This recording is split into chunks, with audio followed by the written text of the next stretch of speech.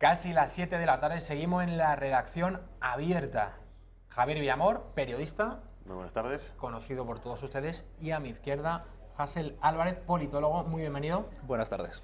Queremos en esta hora, hasta las 8, cuando finaliza la redacción abierta, mantener un debate de ideas. Nada de lo que sucede en otras televisiones, que hay gritos, que hay insultos, que hay mucho barro, que nadie aporta una idea novedosa, que son todos papagayos de partidos políticos. Aquí queremos tratar algunos de los grandes temas que no solamente están en el tablero político en España, sino también en toda Europa, desde una perspectiva, podemos decir, de la derecha, Javier Villamor, y de partidos más de la izquierda, Hasél Álvarez. Vamos a ir con la primera cuestión. Sobre todo, yo creo que desde el año pasado, en ese referéndum ilegal, ilegítimo, del 1 de octubre, convocado en Cataluña, ya nada se entiende en la política española sin Cataluña, sin todo lo que ha sucedido desde ese 1 de octubre del año 2017. Cómo Podemos ha ido cayendo las encuestas. Cómo Vox, que era un partido minoritario que no estaba en los grandes medios de comunicación, ahora mismo es un partido que va a irrumpir con mucha fuerza en el Congreso de los Diputados a propósito de lo bien que lo hizo, y esto es mi opinión personal, llevando esa acusación popular, llevando a esos líderes golpistas ante el Tribunal Supremo. Va a comenzar Hasél Álvarez porque Javier Villamor es un conocido y es la primera vez que se incorpora Hasél. Muy agradecido de que estés aquí con nosotros. Me gustaría que hicieses un análisis de todo lo que pasó en Cataluña desde una perspectiva de la izquierda. ¿Qué es lo que ha hecho Podemos? En mi opinión, creo que se ha puesto de perfil. Tendría que haber defendido la soberanía nacional. No se entiende que un partido de izquierda, como sucede en Francia, no sea patriota, no esté defendiendo de verdad la unidad de España y proponga como solución un referéndum. Nosotros estamos defendiendo la soberanía popular. Aquí hay un matiz importante. El tema de la soberanía nacional es lo que está enfrentando a gente PP, Ciudadanos, Vox y por otro lado los independentistas. Aquí el debate relevante es qué es la soberanía popular. La soberanía popular que reside en todos los españoles es la capacidad de que el pueblo, ante una amenaza o una demanda de un poder extranjero como la Troika, la Unión Europea, o de un poder bancario, de decir, vamos a recortaros en tal situación, que el pueblo pueda, sometido a referéndum o mediante los poderes que emanan de él, decir sí o decir no. El independentismo ha derivado esta lucha que tendríamos que tener por la soberanía popular en una lucha de soberanías nacionales entre nación española y la nación catalana. Javier. El problema de lo que estás hablando con la soberanía de la nación catalana o de como quieras entender es que eso al fin y al cabo es una invención histórica que ha surgido como necesidad de una burguesía o de la élite catalana para poder seguir viviendo con unas particularidades que no tienen otros que comparten la misma región. Aquí lo sorprendente de Cataluña es que tenemos, por un lado, la supuesta derecha cristiana, entiéndeme por derecha, ¿no? Conservadores cristianos o supuestamente cristianos que manejan políticamente a una base social que es de izquierdas, que pasa lo mismo exactamente en el País Vasco. Y el problema de todo esto es que se ha creado a través de mensajes falaces, mensajes falsos, que simplemente lo que quieren es manipular. Estos son técnicas de manipulación que se han visto en otros regímenes totalitarios que vemos que a día de hoy siguen funcionando, además con las tecnologías del siglo XXI. Es cierto lo que tú dices de una soberanía popular, pero también hay que fijarnos en la Constitución, que dicta muy bien el trato que tienen que tener todos los españoles ante la ley, y en este caso Cataluña no es solo de los catalanes, es de todos los españoles. Y en este caso la izquierda se ha suicidado o se está suicidando con el tema catalán. Y yo creo que si hubiera una izquierda en este país con un sentido de Estado, como el que podía tener el Partido Socialista antaño, arrasaría mucho más de lo que está haciendo. Hasél, a propósito de Podemos, es verdad que Pablo Iglesias dice siempre, yo quiero que Cataluña se quede en España, pero la solución es un referéndum. Esto, desde mi punto de vista, es ponerse de perfil y creo que es un debate que en el fondo resulta muy incómodo para Podemos. No es un debate en el que se sienta cómodo precisamente por eso, porque los independentistas tampoco están aplaudiendo a Podemos en esta ocasión, porque bueno, dicen un referéndum, pero muchas veces Iglesias ha criticado la vehemencia, la declaración unilateral de independencia de los catalanes, y por otro lado los que defendemos la unidad de España sí o sí, es decir, la soberanía nacional es sagrada, no se puede trocear, aunque el 99% de los catalanes así lo quisieran, porque la soberanía nacional reside en todos los españoles, 47 millones de españoles. ¿Tú esto cómo lo ves desde la óptica de la izquierda? Bueno, nosotros no tenemos que intentar contentar a los independentistas catalanes. Nosotros defendemos el concepto que he explicado de soberanía popular. Este concepto exige comprender que de la Constitución emanan muchas posibilidades para entenderse entre todos los españoles y también con la territorialidad, en este caso de los catalanes. En la Constitución hay previstas la posibilidad de hacer consultas, desde el nivel provincial hasta el nivel estatal. Hay prevista la posibilidad de hacer reconfiguraciones autonómicas. Hay un montón de posibilidades, incluso es perfectamente viable la capacidad de proponer nuevas reformas en la descentralización, en la territorialización de las autonomías. Es una cuestión de valentía. Simplemente una cuestión de valentía. Nosotros estamos a favor de la unidad de España porque esto defiende la soberanía popular. Y creemos que estamos más a favor de la unidad de España que nadie, precisamente porque estamos dispuestos a probar muchas más técnicas y muchas más estrategias, sea para hacer una campaña en favor de la unidad de España con la que vencer a los independentistas en las urnas, sea para proponer una especie de ley de claridad con la que sentar con qué condiciones se puede hacer una consulta en Cataluña y vencer a los independentistas en las instituciones. Somos nosotros los que estamos dispuestos a que los catalanes no están a gusto por una cuestión identitaria. Podemos cultivar una cultura plurinacional. Que no están a gusto por una cuestión administrativa. Se puede cambiar la administración. Pero, José, hay que reconocer, o al menos la gente tiene que darse cuenta de que lo que viene detrás de la consulta popular es la caja de Pandora. Y vuelvo a lo mismo que antes. Si no se hubiera manipulado políticamente la mente del pueblo catalán, posiblemente esa consulta no sería un problema político, un problema social, porque no había un enfrentamiento en las bases de la sociedad, porque es donde, al fin y al cabo, donde está. Luego vemos como muchos políticos, por mucho que se enfrenten, después se toman las copas en el Parlamento todos juntos, ¿no? Entonces, el problema es que esto también haría un efecto dominó. Hemos visto cómo también ya se están apuntando los vascos, luego van a venir los gallegos. Entonces, si empezamos a trocear o damos la oportunidad de trocear España, aunque solo sea sobre una papeleta, después el pueblo va a querer que ese voto, que esa consulta, se traduzca en un cambio de régimen político. Y luego has hablado de la cesión de territorialidad. España ahora mismo es el país, no sé, te puedo decir a menos de Occidente, que más cesión de poderes el Estado ha dado a las regiones. Nos pone muchas veces el ejemplo de Alemania, que es un Länder. Alemania es una federación, pero que las regiones tienen muchísimo menos poder para elegir que lo que tienen en España. Ya la siguiente cesión de poderes del Estado en España sería ya directamente separarse, porque es que tienen todo, menos prácticamente la cuestión fiscal. Educación, sanidad, gestión territorial, muchísimas veces el tema de carreteras, puertos. Es decir, yo creo que de tanto pedir se ha alimentado a la bestia, y ahora la única manera que hay que aplicar a esa bestia es lo que está pasando con un juicio. Tiene que volver los cauces en la sociedad catalana, la sociedad vasca también, a la normalidad, y cuando digo normalidad no me refiero a un estatus político estable, sino una normalidad de entendimiento, de amor entre los pueblos españoles, para que eso pueda andar de nuevo por otro camino. Claro, pero ese cauce, responde. Ese cauce no puede volver a ninguna normalidad si se hace mediante represión, judicialización de conflictos, eliminar la Generalitat. Pero es que la represión ha venido por el otro lado, es decir, hemos visto cómo desde hace 40 años hay una represión catalanista o pancatalanista, porque no estamos hablando solo de Cataluña, estamos hablando de las Islas Baleares, de Valencia. Es decir, si eso no es una represión, a la represión tienes que defenderla con una represión legal, que no política, porque lo que se ha hecho se ha salido de madre, ¿no? No se trata ni de una cuestión de represión, ni de una cuestión de que la gente allí tenga un lavado cerebral. En mi opinión se trata de tres cuestiones. Hay una rebelión de las élites, de los ricos contra los pobres. Esto siempre va a ser así. Una región que tiene una oligarquía muy rica, como el caso catalán, siempre va a intentar ser insolidario con los pobres. Igual que la empresa rica intentará evadir impuestos. Y los que defendemos la soberanía popular tenemos que impedir tanto lo uno como lo otro. Tanto el programa de Vox, que pretende desmantelar el Estado social, como la región que, por ser más rica, prefiere no cumplir con la solidaridad territorial. Hasél, ¿cómo interpretas entonces que partidos de izquierda en Cataluña, pues si dices que hay una rebelión de los ricos contra los de abajo, ¿qué está sucediendo en Cataluña? Es uno de los factores. Partidos de la izquierda están a favor de la independencia. Entonces, en teoría, estarían a favor de esas oligarquías. Hay más factores, hay bastante más factores. Hay otro factor muy claro, que es un vacío de identidad. Hay un vacío de identidad en el cual los catalanes consideran que no pueden ser catalanes, que no pueden tener su propio territorio, su propia lengua, su propia cultura. Aquí hay un error muy grave.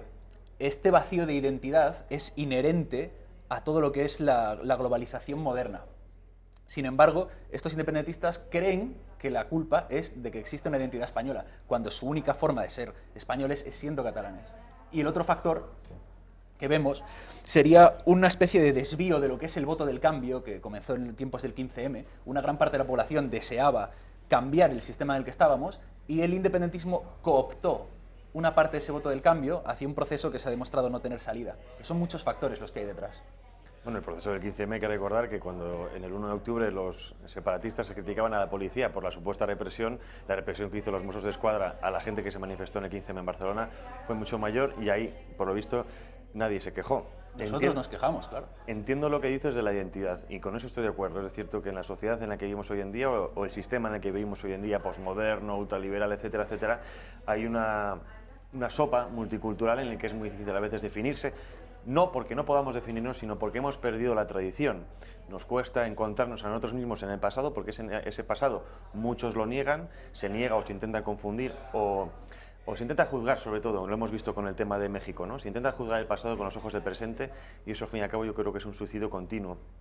Me da pena Barcelona o me da pena Cataluña, tengo familia catalana, y en 20 años no es la misma Cataluña, una Cataluña que iluminaba al mundo, que era la parte más cosmopolita de España, que realmente era la conexión con el resto de Europa en cuanto a modernidad, tecnología, etcétera, etcétera, pero que se ha visto envuelta, bueno, o sea, están mirando el ombligo ahora mismo en un pancatalacatetismo, si lo me quieres decir así, con todo el respeto a las ideas, pero que yo creo que el catalanismo sano, porque como tú has dicho, es compatible sentirse catalán con ser español, porque una cosa es la otra, igual que, por ejemplo, cuando decía Unamuno que es doblemente español por ser vasco y español, a esa gente se la ha llevado al rebeño de o una cosa u otra, o con nosotros o contra nosotros. Y estamos viendo que eso ha generado y está creando generaciones de jóvenes neuróticos, porque se están dando cuenta, como tú también has dicho, que se están pegando contra una pared. Porque no tiene salida. Estamos de acuerdo en que hay una rebelión de las élites por parte de gente como CiU, en que hay un voto del cambio que se ha desviado por parte de, por ejemplo, Esquerra o puede estar en las CUP, y que hay un vacío de identidad, que también están todos ellos, y para estas tres cuestiones nosotros ofrecemos la solidaridad territorial a través de la soberanía popular, ofrecemos una cultura plurinacional que llene ese hueco de identidad y ofrecemos una reforma profunda del Estado que cumpla con ese deseo de cambio nacional. Hasél, Javier, Sí. pregunta.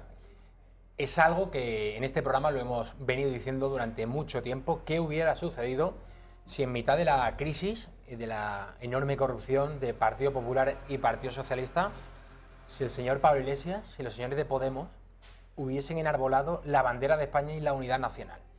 Eso no sucedió, entre otras cosas, porque Podemos venía de donde venía. Es decir, el señor Iglesias había estado en una Enrico Tabernas elogiando la audacia de ETA durante la transición, calificando el himno de España de pachanga cutre fachosa y reconociendo que hablar de España, emplear el término España, le costaba mucho trabajo. Entonces, yo te pregunto, Hasél, ¿qué hubiera pasado si Podemos, si no lo hubiera fundado Pablo Iglesias, un partido nuevo, del 15M, de izquierdas o transversal, como lo queramos llamar? ¿Qué hubiera pasado si hubieran arbolado la bandera de España contra la corrupción del bipartidismo? Yo creo que ahora mismo estaríamos hablando de que esos señores estarían en el Palacio de la Moncloa. Sí, sin duda. Para gobernar un país hay que amarlo, reivindicarlo y mostrar sus símbolos. ¿Por qué esto entraña una dificultad en España?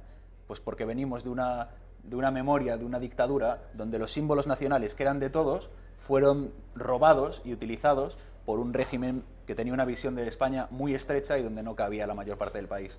Esto se ha continuado con este PP, que tenía una visión patrimonialista del país. Recuerdo una imagen con Cristina Cifuentes, que llevaba un bolso con la bandera de España y sus iniciales, ¿no? Esta es la identificación que se ha hecho durante mucho tiempo de una derecha estrecha que pretende quedarse con los símbolos del país. Esto es una dificultad que tenemos y que los que creemos que el país es de todos y somos todos, vamos a tener que romperla. Primero reivindicando que España somos todos y que España significa derechos, y luego añadiendo eso con los símbolos, en este orden. La verdad que yo no quiero intervenir mucho, pero en esta ocasión lo voy a hacer. Estoy de acuerdo en lo que dices, que España somos todos, solo faltaba, pero es que nunca he visto que romper un monopolio sea tan fácil. ¿Por qué, una vez muerto Franco, después de la transición, el Partido Socialista de Izquierda Unida, por qué no agarra la bandera de España en los mítines? Es que no he visto, de verdad, en toda la historia, romper un monopolio, que sea tan fácil romperlo. Y entonces ya anécdotas, por ejemplo, como la que ha citado de la señora Cristina Cifuentes, ¿no? Sí. La españolidad más popular, ¿no? La bandera está en los pendientes, ese tipo de Sí. cuestiones. Bueno, pues la izquierda tiene todavía la oportunidad de agarrar la bandera de España. Yo creo que nadie se lo impide y electoralmente le hubiera ido mucho mejor a Podemos si lo hubiera hecho desde un principio. Javier. Hasél, has dicho que Franco se apropió de los símbolos y esto, bueno, digamos que es una media verdad. Digamos que los utilizó porque él se sentía patriota, pero es que Los otros contra los que luchó, o lo que había en la República, es que no la usaron nunca. La Segunda República cambió de bandera. La Segunda República fue tomada... Franco también usó la de la Segunda República. Fue tomada. Incluso esa. Hombre, fue general durante la Segunda República, pero es que la Segunda República fue tomada políticamente por comunistas, anarquistas, socialistas de todo pelo. Es decir, que ya los que supuestamente aguantaban la República, eran aquellos que querían destruirla. Ya lo decía Lauro Caballero, la República es solo un método para llegar a la revolución socialista. Los comunistas, por orden de Stalin, se cargaron, porque hicieron un golpe dentro de un golpe, dentro de un golpe, se cargaron lo que quedaba de la República. Los del POM contra los comunistas, los otros contra los otros, es decir, Franco, que se le echa culpa al ejército. El ejército por aquel entonces, cuando se levantó, era tan solo el 20% que apoyaba el levantamiento. Fue un levantamiento popular. Franco seguramente con lo que tenía no hubiera ganado la guerra, pero fue la izquierda cainita que se fagocita a sí mismo la que permitió el triunfo de Franco en gran parte. Sí, o más bien la ayuda de los fascistas y los nazis. Pero... También, al otro lado le apoyaron muchísimas democracias y también le apoyó Stalin. Pero a ver, sin afán de entrar... Pero bueno, eso es el sin tema afán de historia. hacer debates históricos que creo que no interesan a día ahora, de hoy. Ahora mismo hay que tener una visión Franco patriótica también, la actual. victoria de Franco desactivó a la derecha, porque la derecha históricamente ha dicho, o al menos en el siglo XX, dijo, hemos ganado la guerra, no hay nada más que hacer. Eso fue un error, porque después, con la hegemonía cultural de la izquierda, que aunque ganó la derecha la guerra, o digamos la derecha conservadora o fascista, como tú quieras llamarlo, que tampoco es fascismo, ganarse la guerra, la izquierda ganó la cultura, que es algo que también a mí me ha sorprendido mucho como analista, ¿no? ¿Cómo es posible que se ganase de alguna manera tan clara y no se pudiera dominar en el aspecto intelectual? Esa izquierda, a base de machacar culturalmente, esa cultura, ese dominio cultural, fue lo que propició después la victoria durante tantos años de la izquierda política. Ahora estamos viendo, como estábamos comentando tú y yo antes, que ese monopolio cultural de la izquierda ya está en declive, si no está a punto de morir, y que ahora, la teoría del péndulo, ahora toca, por historia, toca una transición hacia la derecha, hacia valores conservadores, no tanto porque toque históricamente, sino como reacción a la violencia cultural de la izquierda, a la dictadura de lo políticamente que ha implantado la izquierda en el aspecto de la familia, de lo social, lo político, lo estatal. Es decir, ya la izquierda nos está dictando ahora cómo tenemos que pensar y cómo tenemos que sentirnos. Eso es un problema que ha tenido la izquierda, en gran parte por lo cual va a ganar, yo creo que va a ganar Vox tanto, ¿no? Lo que opino es que este debate historicista y este tema de izquierda-derecha no opera en la actualidad, no explica nada y la gente no lo entiende. Un nuevo eje que hay es el de la defensa de la nación frente a unos poderes globales desarraigados a los que los ciudadanos de un país le importan nada. ¿Qué significa...? ¿Sí? No, sigue, perdona. Continúo. ¿Qué significa esta visión? ¿Qué es el globalismo, ¿no? Para la gente que no lo entienda en casa? El globalismo, a pesar de lo que vimos muchas veces, que si tiene que ver con cosas, ideología de género, marxismo cultural, inmigración, no sé qué, el globalismo es muy sencillo. El globalismo es la destrucción del Estado social, puesto que no se pueden permitir que los pueblos tengan su dignidad garantizada en un sistema de competitividad mundial, y la destrucción de la soberanía nacional, puesto que para que mande una pequeña élite no pueden mandar todos los países en su casa. Nosotros defendemos, creo que en soledad, lo que es el Estado social y lo que es la soberanía nacional. Sin embargo, esa derecha que tú dices de Vox, están en la línea de desmontar ese Estado social y están en la línea de someter esa soberanía nacional al seguidismo de Estados Unidos o de una geopolítica extranjera. ¿Quién es el patriota aquí? ¿Por cómo puede Vox hablar de globalismo cuando están siguiendo los dos objetivos del globalismo? Es un tema muy interesante el debate que acaba de lanzar Hassel. Yo creo que es acertado, ¿no? Esa dicotomía que hay ahora ya no es izquierda y derecha, sino globalistas contra patriotas o nacionales, como se quiera llamar. Después de la publicidad vamos a ahondar en este tema. El siguiente que iba a proponer yo, insisto, de esto lo vamos a tratar porque me parece muy interesante, es sobre si Podemos, que en un principio, el embrión del 15M, partido transversal, Errejón por un lado, Pablo Iglesias por el otro, ¿qué ha pasado 4 años después? Si Podemos sigue representando, o es que en ningún momento lo hizo, a la clase trabajadora española, a la clase obrera autóctona. Quiero que recordemos lo que sucedía en el mes de febrero, hace apenas un mes y medio, en un barrio madrileño, el barrio de Hortaleza, Íñigo Errejón, otros de Más Madrid, de Podemos, acudían a dar una charla y el Frente Juventud Obrero, pues no es que se acercase a increpar a Errejón, es que le hacía un escrache en toda regla. Vamos a ver la primera parte de ese escrache.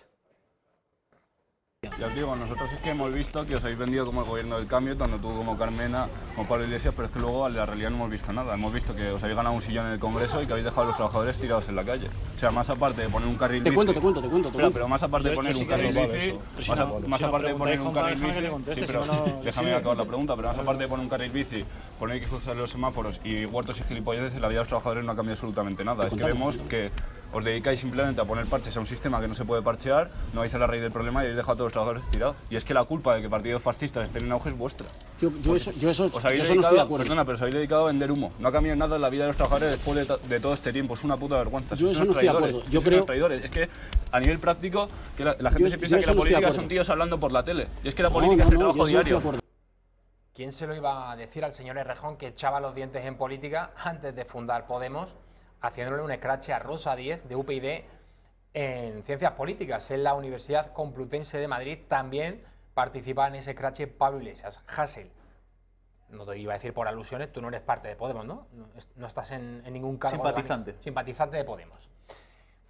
¿Tú crees que esto es sintomático? Estos chavales de Juventud Frente Obrero diciéndole a Errejón que la clase trabajadora ya no está con Podemos, ellos entienden que Podemos les ha traicionado, que mucho carril bici, muchas frases cursis en los semáforos inclusivos de la Ciudad de Madrid, pero que las condiciones de la clase trabajadora no han cambiado nada. Y luego veremos en la segunda parte cómo le dicen es que los obreros están votando a Vox, algo que Errejón niega en redondo. Lo niega en redondo porque el perfil demográfico dice que no es así. Vox, aunque lo intenta conectar con las clases trabajadoras, con un populismo fiscal y con el mundo rural, la realidad es que no lo ha logrado y que esos mundos siguen de hecho más vinculados al bipartidismo en el voto. Esto que hemos visto no es una sintomatología de que Podemos haya traicionado nada, es una sintomatología del descontento popular, de que cambiar las instituciones y cambiar un régimen tan asentado y tan difícil y con poderes sobrevolándolo tan ajenos y tan grandes es una lucha muy difícil frente a la que hay que conquistar, ganar batallas poco a poco. Y no hay lugar para el puritanismo de lo queremos todo mañana, para eso hay que luchar día a día. Javier, comentario y luego ya nos vamos a la publicidad. La izquierda suele echar siempre la culpa al sistema de muchas cosas y yo creo que aquí no es un análisis de culpa del sistema, sino un análisis de estrategia y bien llevada a cabo en gran parte por la izquierda desde el Foro de Sao Paulo de los años 90. El Foro de Sao Paulo lo que quería era precisamente desmantelar las sociedades a través del cambio del objeto político revolucionario. Se pasó de lo que era el obrero de los principios del siglo XX, que viendo cómo con el capitalismo no solo no empeoraba sus capacidades económicas, sino que las mejoraba, decidió buscarse otro sujeto revolucionario. Ahora mismo son minorías sexuales, las mujeres, los indígenas, es decir, creó un sinfín de pequeños grupos de votantes a los cuales apropiarse bajo un paraguas marxista o socialista y con eso empoderarse. Esto que hemos visto en este vídeo de Errejón claramente lo demuestra, es decir, al menos en el caso español, también pasa con Francia, con Marine Le Pen, la izquierda, el obrero de izquierdas dejó de votar a partidos de izquierda porque esa izquierda se echó en brazos de la inmigración masiva, de los LGTB, etcétera, etcétera. Incluso hasta en Francia, comunistas de antaño, no me refiero a comunistas de hoy en día que son recalcitrantes un poquito, los comunistas de antaño, el comunista verdadero, el consentido de Estado que quería lo mejor para la clase obrera, está votando a partidos de derecha, posiblemente populistas como Le Pen, pero son porque le están ofreciendo esa alternativa. El obrero, al fin y al cabo, a las 7 de la mañana, un obrero que se levanta a las 6 de la mañana, que tiene a sus hijos en la escuela, lo último que le interesa es saber si estos es os as, si los semáforos, como decías tú, llevan falda, si me están hormonando a mi hijo con 5 años, que encima eso hasta le molestará, en vez de centrarse en políticas. En Madrid hemos visto cómo Podemos no ha hecho absolutamente nada. Y nada me refiero a nada que realmente modifique o mejore la calidad de vida de los ciudadanos. Ha hecho muchas cosas simbólicas, como ahora tenemos en Madrid lleno de obras, ¿no? Eso es un análisis muy manido y muy falso. No sabría ni por dónde empezar. Podemos ha hecho cantidad de cosas y de hecho cada vez que hacemos una pequeña cosa, subimos un salario mínimo, aumentamos el gasto público y bajamos la deuda que dejó el PP, os lleváis las manos a la cabeza y decís, a este ritmo vais a destruir Madrid. Mira si hacemos que estáis escandalizados todo el día. Yo no me llevo ninguna mano y son medidas materiales. Porque no estoy en ningún lugar y también el PP no crees que me gusta en absoluto, ¿no? Pero por ejemplo, la prueba, el subir el salario mínimo funciona muy bien, pero ¿qué estamos ahí teniendo? Más gasto público, más impuestos. Por eso tú decías que no teníamos políticos sociales y la mejor política social en España, en este momento al menos, es bajar impuestos. No se excluyen. No se excluyen. Con todo lo que propone Hasél y Javier, vamos a hacer un alto. Detenemos aquí este interesantísimo debate de ideas. Nos vamos a ir a la publicidad, seguiremos con el debate, pero también iremos al Hotel Intercontinental, donde está nuestra compañera Rosa Cuervas Mons, siguiendo la presentación del libro España vertebrada. Fernando Sánchez Dragó Una conversación, un diálogo que mantuvo con Santiago Abascal, líder de Vox. A la vuelta, no se lo pierdan.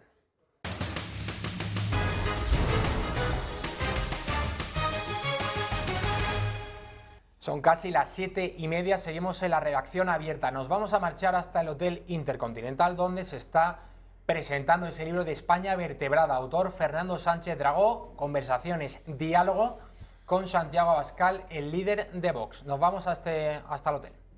Material, formada de personas, caracterizada por una soberanía, por un territorio, en nuestro caso un territorio mucho más reducido del que tuvimos en otras épocas históricas, ¿no? Que, por cierto, yo creo que esa es hoy también la gran fuerza de España.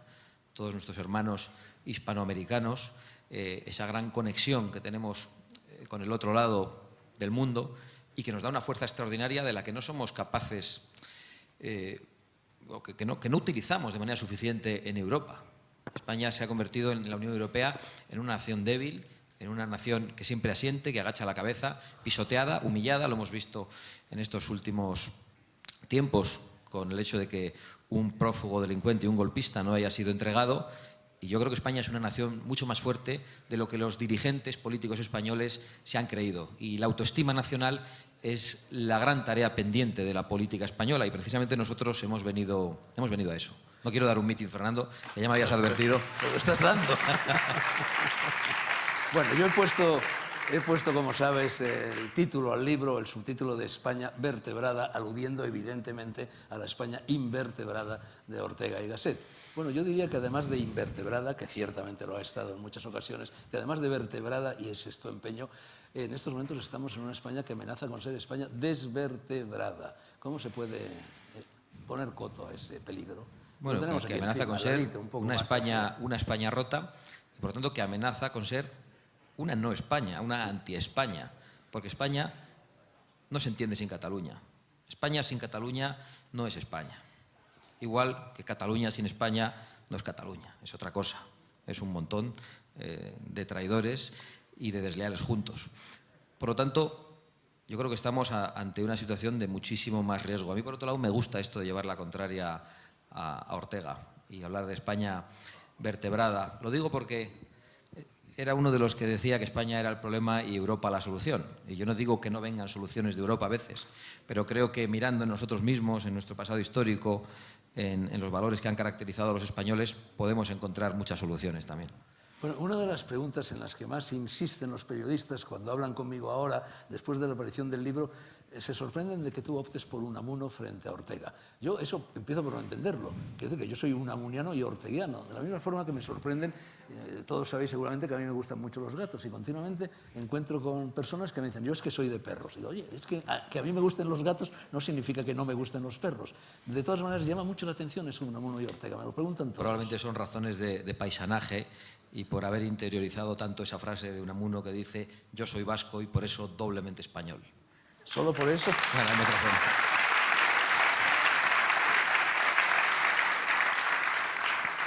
Bueno, pues yo soy... Ya ves que en tu casa no hay público y me ganas, pero aquí el público está de mi parte y veo que tienes más dificultades. Eso me pasa a mí cuando me llevan a la tele, que ponen unos a aplaudir en contra. No te confíes, Santi. Porque yo soy... No me confío, que me confíe con el futbolín y mira lo que... Porque yo soy medio soriano y por medio soriano 3 veces español. Muy bien.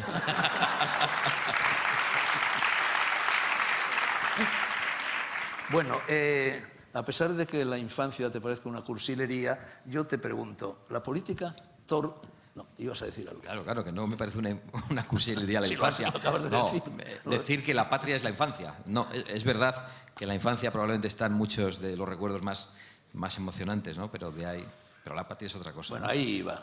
Te iba a preguntar, ¿la política ha torcido el destino de aquel niño que paseaba por la Sierra Salvada cercana a Amurrio y escuchaba el canto de los pájaros y te hizo ornitólogo, porque tú eres, entre otras cosas, bastante ornitológico, ¿no?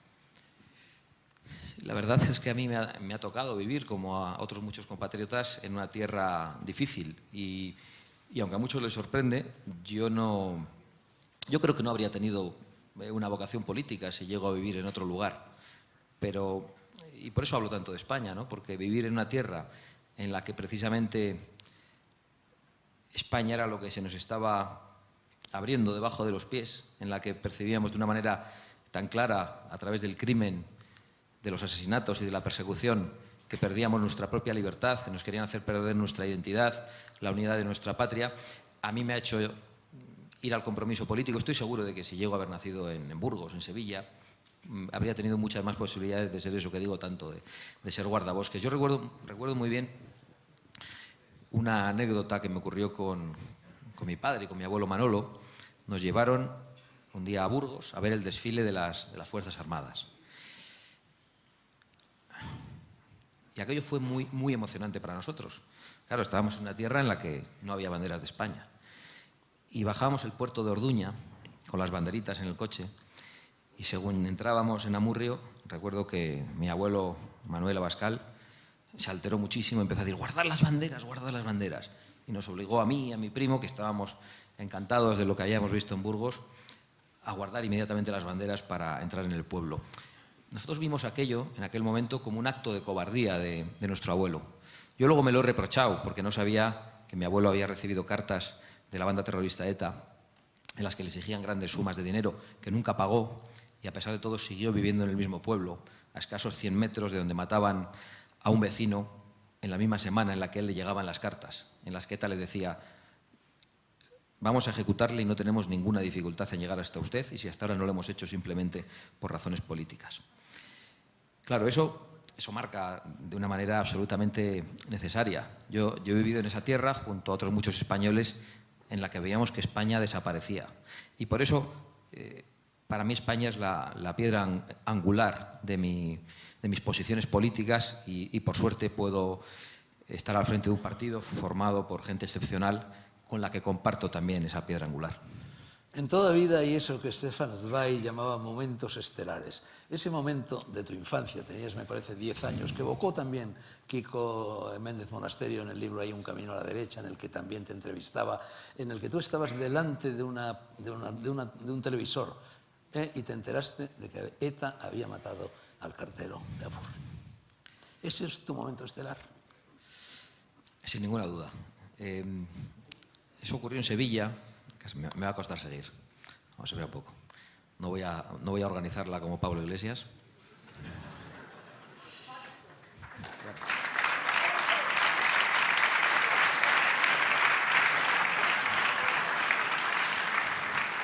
Es que me han dado la sorpresa. Tengo aquí a mi abueliña, a mi madre, a mi mujer, a mi tía, tengo a toda mi familia. La abueliña que con 90 años va...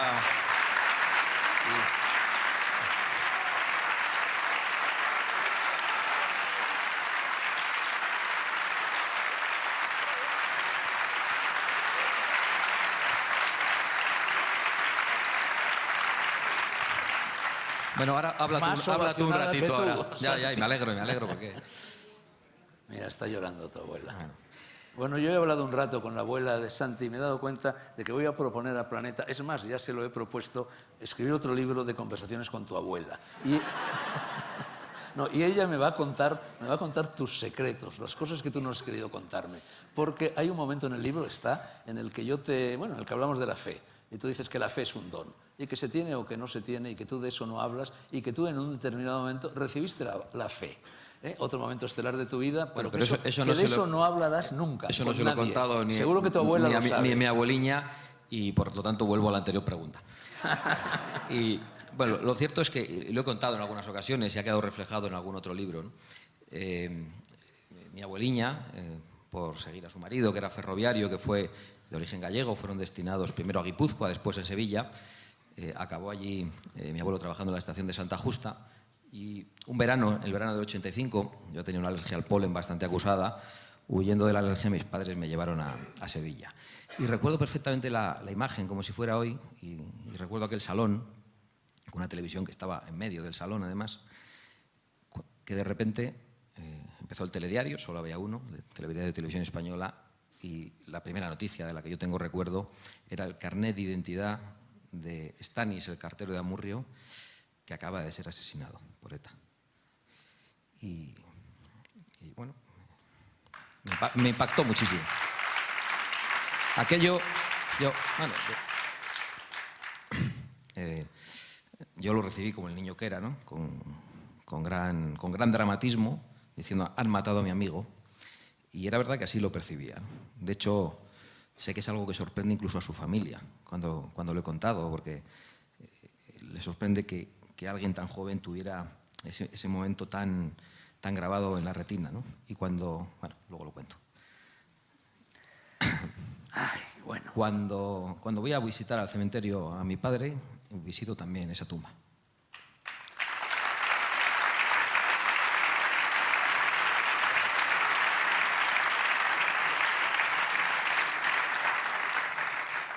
Santi, las personas mayores tenemos la lágrima fácil. No me hagas llorar en público, que me da mucha vergüenza. La que me está dando a mí, sí. No te haces idea. Bueno, en tu libro llaman la atención, por supuesto, tus respuestas, pero también llaman la atención tus silencios. La humildad de reconocer, como Sócrates, que sabes que ignoras mucho. Y que hay cosas que me decías francamente, Fernando, yo eso no lo sé. Eso que me estás... Seguimos en la redacción abierta en el Hotel Intercontinental. Sigue ese acto de presentación del libro España vertebrada. Fernando Sánchez Dragó ha sido el autor, en unas conversaciones, diálogo mantenido con Santiago Abascal. Bueno, ha dicho, ahora seguiremos con nuestro debate, entre otras cosas, que él llega a la política, que lo primero que conoce, lo que le impacta es que el cartero de su pueblo, en Amurrio, en Álava, es asesinado por la banda terrorista ETA.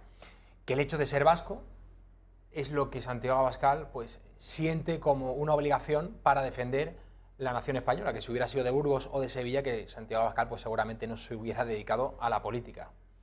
Sí, está claro que Santiago Abascal nació en una época, vivió en una época en la que no era fácil estar donde estaba. Recordemos que el terrorismo vasco ha causado al menos 200.000 refugiados dentro de España, 200.000 personas que se han tenido que marchar para evitar ser asesinadas y ser hostigadas y acosadas continuamente. Y él aguantó. Yo creo que pocos políticos a día de hoy que estén profesionalmente en la política pueden decir lo mismo. Y algunos que aquellos, como María San Gil, que quería seguir por la línea dura, se les ha apartado vergonzosamente de la política, por ejemplo en el Partido Popular. Él creo que es un ejemplo para su generación y creo que para muchas generaciones de jóvenes que hemos o han crecido en un entorno tranquilo, yo diría hasta cierto punto excesivamente tranquilo, que están sobreprotegidos, ¿no?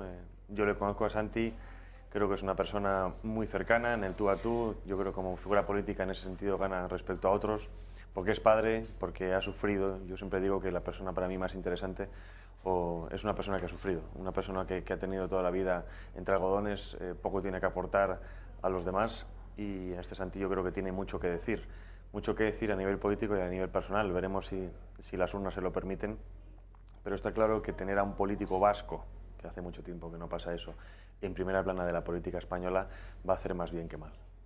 Hasél. Sí. Yo tengo el corazón compungido por el testimonio que ha dado sobre los tiempos oscuros de la ETA, ¿no? Y esto me lleva a preguntarme, este hombre, este Abascal, ¿no se da cuenta de que el discurso que él hace de España y la anti-España, que lo acabamos de oír, el discurso que hace de los malos españoles y los buenos españoles, ¿no se da cuenta que ese es el discurso de ETA aplicado a los vascos? ¿No se da cuenta que está haciendo la misma narrativa de partir un país en dos y encima venir con ocurrencias como que y los buenos españoles tienen que armarse? ¿No se da cuenta que eso es el discurso Abertzale más etarra, más terrorista?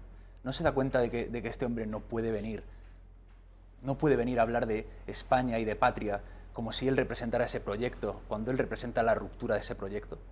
¿No se está dando cuenta? Y si no se está dando cuenta, se lo vamos a explicar nosotros. Le vamos a explicar que esto no es una visión de España y anti-España.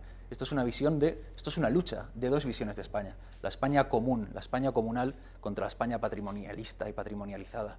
Es una lucha entre una España que es de libertades y una España que es de guerra civilismos, peleas y exclusión de los demás. Hasél, yo no comparto en absoluto lo del guerra civilismo, es decir, él viene de una realidad, la del País Vasco, en la que hay una banda terrorista. Hubo una banda terrorista. Hay. Bueno, había una banda terrorista que cometía crímenes hasta el año 2011. El año 2011 ya se disuelve oficialmente su partido, que es Bildu, está en las instituciones, pero él está narrando cómo llega a la actividad política el hecho de que no solamente en el País Vasco moría gente, en el resto, de hecho Madrid es la ciudad de España donde más muertos ocasionó la banda terrorista ETA. su llegada a la política, como digo, viene motivada por ese rodillo asesino y criminal de la banda ETA.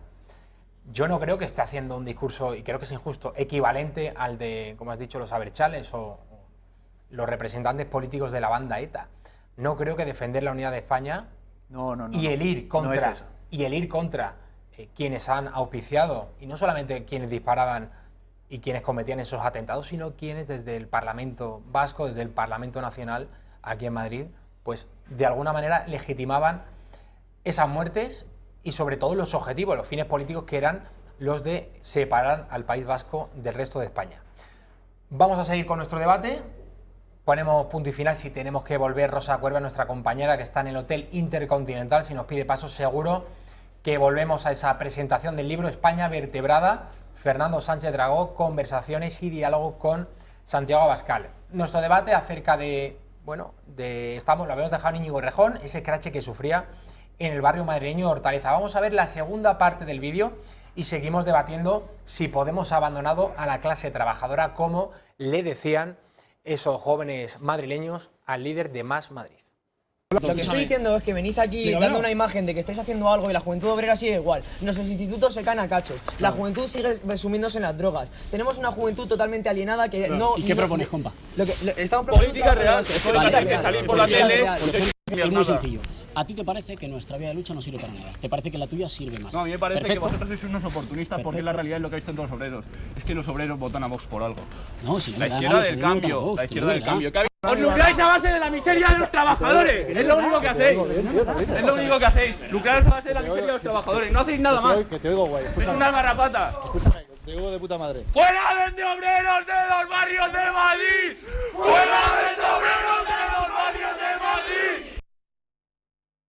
No sé quién quiere comenzar. Sí, me gustaría responderte a lo que hablamos en la primera mitad de este vídeo. Hiciste una narrativa muy manida y me vas a permitir muy falsa sobre el Foro de San Pablo y sobre que de alguna forma la izquierda abandonó a los obreros y a los trabajadores y se puso a crear otras identidades, que si feminismos, que si refugiados, sino a potenciarlas desde un punto de vista político. Quien hizo esta obra de destrucción de la clase trabajadora, de los lazos familiares y comunitarios, ha sido el sistema capitalista, ha sido el neoliberalismo, ha sido la posmodernidad, ha sido algo contra lo que nosotros luchamos. Nosotros nos hemos encontrado, todos los que queremos defender este país, articular este país y proteger a sus trabajadores, nos hemos encontrado una sociedad desgarrada, individualizada, rota. Y lo que tenemos que hacer, la única labor posible, es empezar a recoser y a retejer esta sociedad desde los colectivos que queden, desde la lucha feminista, desde las luchas de integración de todos los colectivos. Y uno a uno, sumándose entre todos, haciéndose de una forma transversal y transformadora, reconstituiremos este país y reconstituiremos a la clase trabajadora. Hasél, eso suena muy bien. Yo comparto en el aspecto en el que el punto económico el sistema económico universal, mundial, tiene que cambiar. No es normal que haya un 1% que tenga la gran mayoría de la riqueza, eso es completamente cierto. Sí que es cierto que el capitalismo, yo entiendo que hay un capitalismo social que difiere del capitalismo o ultracapitalismo en el que estamos viviendo. Y un capitalismo renano, europeo. Pero como tú dices, nosotros luchamos contra eso. Yo, por lo que veo que hay detrás, son estados fallidos, económicamente hablando. Hoy en día lo que se llama soberanía económica es prácticamente imposible porque vivimos dentro de unos organismos internacionales, supranacionales, que nos han ido limando nuestra soberanía, con lo cual yo creo que estoy a favor de recuperar parte de esa soberanía. Pero dices que es imposible. ¿Cómo es que a Macron le permiten endeudarse al 3% en Francia? Porque Macron pertenece a ese sistema. ¿O será porque los chalecos amarillos le han obligado? ¿Será porque el pueblo sí puede hacer que la soberanía nacional exista? No confundamos una cosa con otra. La soberanía nacional existe. Lo que tú estás diciendo es, nosotros proponemos un sistema económico diferente. Y bien, perfecto, pero ¿qué sistema está ese detrás? Digo, ¿de dónde viene Podemos? ¿Cuáles son los ejemplos de Podemos? ¿De dónde vienen nuestras ideas? ¿De dónde vienen nuestras ideas? De Aristóteles, de Platón, de la lucha del pensamiento europeo por constituir una comunidad y una polis. Y del humanismo cristiano, efectivamente, de ahí viene la idea. Pero es que y nuestros referentes, España. Pero cuando un partido propone, no, aquí venimos para cambiar esto, y luego vemos que sus líderes no solo no es que hayan cambiado nada, sino que se aprovechan de eso, porque cuando tenemos a Irene Montero diciendo que este sistema no permite vivir a las mujeres, pero luego viven en una mansión de 1,5 millones de euros, o es que su mensaje no vale nada. ¿Y eso es la mayoría o eso es la minoría? ¿Qué pasa? Si una persona logra tener una buena situación vital, ¿no puede denunciar que las demás no la tienen? ¿No puede aprovechar su situación para hablar en nombre de los que no pueden hacerlo? Es que ella no habla en nombre de los... O sea, ella se pasa al lado de los demás. No, chicas. O sea, habla en general, no hables... solo de las mujeres, porque, o sea, como si tú fueras parte del grupo de mujeres pobres, pero eso no es el debate. O sea, lo que estoy diciendo es que no se puede soltar una palabra de que el sistema económico tiene que cambiar, porque es cierto que tiene que cambiar en muchas cosas, pero después soltarlo como un mensaje bien pensante. Y a esto entronco con lo que decía antes, el ejemplo que habían puesto antes de Ortega, ¿no? España es el problema, Europa es la solución. España no es el problema, la Unión Europea no es la solución. Yo creo que Europa, en otro concepto, puede servir para muchas cosas. La Unión Europea no es la solución en muchos aspectos.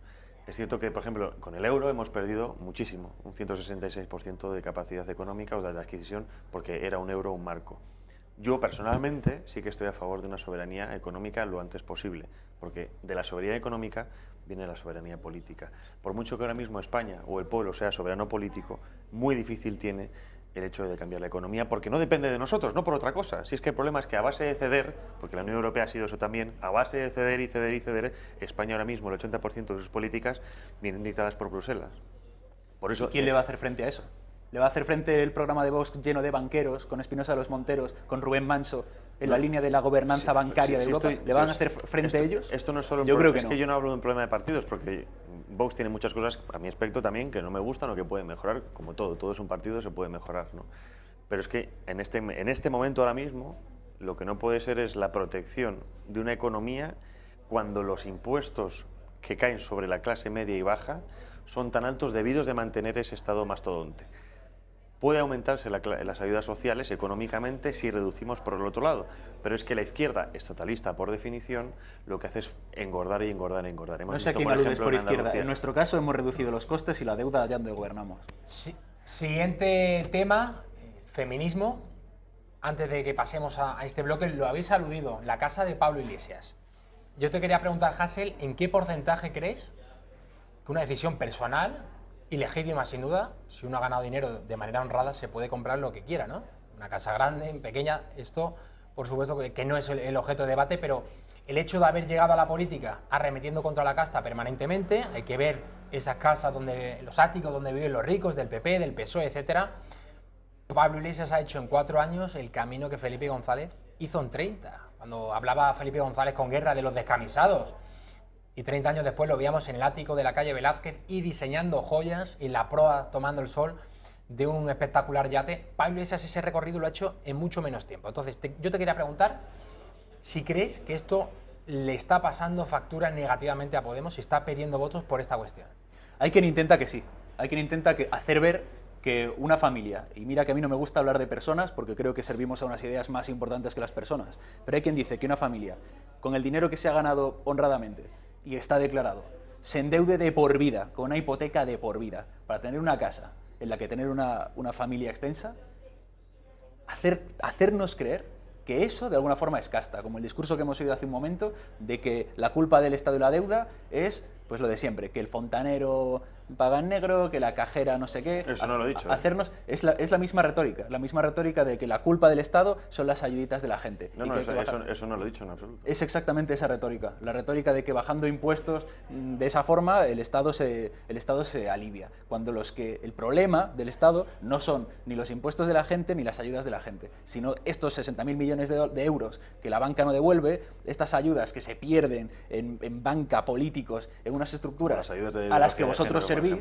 ¿Cómo? Como las ayudas a la ideología de género, por ejemplo, o a la violencia de género. No existen ayudas a la ideología de género, que es una ayuda a la violencia de género, por ejemplo, en Andalucía, de los ayudas a las víctimas, claro que sí. De los 48 millones que se dan, solo 2,8 llegan a las víctimas. Ideal, y ahí estaremos nosotros defendiendo que todo llegue a las víctimas y vosotros defendiendo que se quite. Este es el ejemplo perfecto. Todo ese dinero, el 90 y tantos %, que se queda en el camino hacia las víctimas, es el ejemplo perfecto de por qué el Estado no funciona. Porque el Estado se encarga de crear asociaciones paralelas, de hecho está en la ley de violencia de género, el favorecer el asociacionismo, para dar dinero a la gente. Es decir, al fin y al cabo, la izquierda, y esto pasaba con el comunismo, y la izquierda actual es igual, necesita gente que se muera de hambre, no, entiéndeme la metáfora, gente que necesite del dinero de las subvenciones públicas, porque si tú vives de la subvención pública, eres una boca alimentada que vas a votar al partido que te dé la subvención. ¿Qué barbaridad es esa? ¿Qué discurso es ese de que ayudar a los pobres es financiar a los pobres? No mezquemos. No, era una metáfora. Estoy hablando de no es una metáfora. Estoy hablando, por ejemplo, ahora mismo de la violencia de género. Violencia de género. todas esas asociaciones no van a votar a ningún otro partido que no sea el PSOE o aquellos que les aseguren que las subvenciones las van a seguir cobrando. El problema en este país, por ejemplo, es que cuando tú vas a un colegio y más del 50% de los niños te dicen que quieren ser funcionarios, tenemos un problema. Son libres de elegirlo, por supuesto, pero tenemos un problema porque no hay jóvenes emprendedores. La gente no quiere emprender, la gente no quiere crear riqueza, quiere vivir cómodamente del Estado. Nos estamos quedando sin tiempo, nos quedan 6 minutos para llegar al final del programa. Muchos temas que aún abordar, pero es que nos tenemos que ir a publicidad. Nos vamos a la publicidad y volvemos enseguida.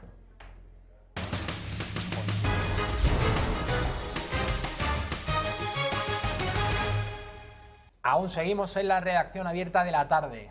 Javier Villamor y Hasél Álvarez, interesantísimo debate, sin duda.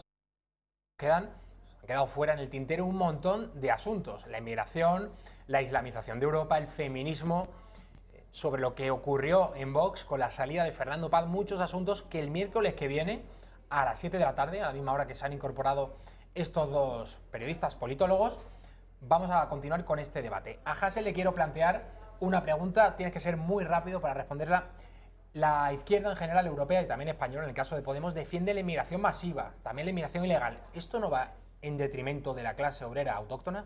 Yo nunca he escuchado a nadie de los nuestros defender ni la inmigración masiva ni la inmigración ilegal. Hemos escuchado, cualquiera que nos ha oído sabe que defendemos los derechos humanos y un proceso humanitario para la inmigración.